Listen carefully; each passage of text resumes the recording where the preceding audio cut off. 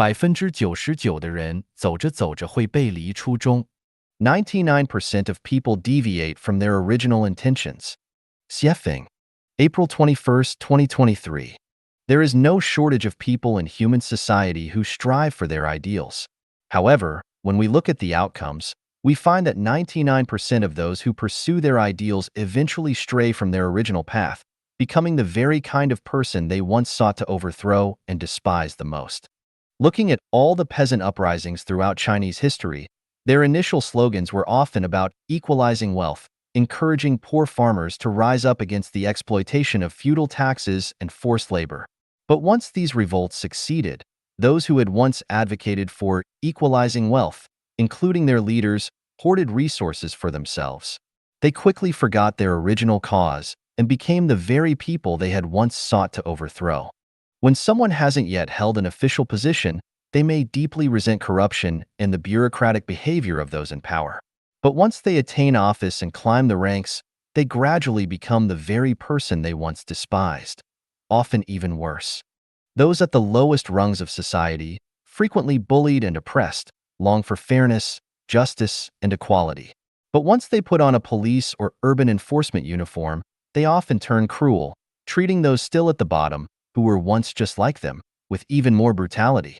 Poor couples may be deeply loving toward each other, but once the husband or wife finds success and their financial situation improves, the balance of their relationship is disrupted and the love often fades.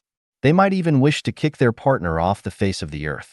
People detest those who speak in empty platitudes, boast, lie, or spout cliches and nonsense. They despise those who present a virtuous facade but are vile at heart, and those who exploit legal loopholes for personal gain. Yet, once they themselves attain power, status, fame, or wealth, they begin to transform into hypocrites, acting moral while speaking grand but hollow words, and behaving in ways that are inconsistent with their words. Those who pursue spiritual cultivation initially follow the teachings of gods, Buddhas, celestial beings, and sages with utmost obedience. But as they accumulate knowledge and attract followers, they often start mystifying things, seeking to elevate themselves above others. Now, imagine a group of 100 people who have been carefully selected for their ideals, ambitions, and for being well-educated, cultivated, and restrained, people pursuing a heavenly life, and practitioners of high moral standards.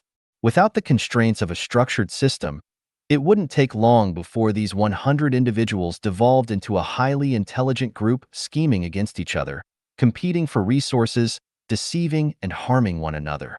For instance, if there were 50 women and 50 men, a heavenly life could be achieved if there were no mutual possession or control.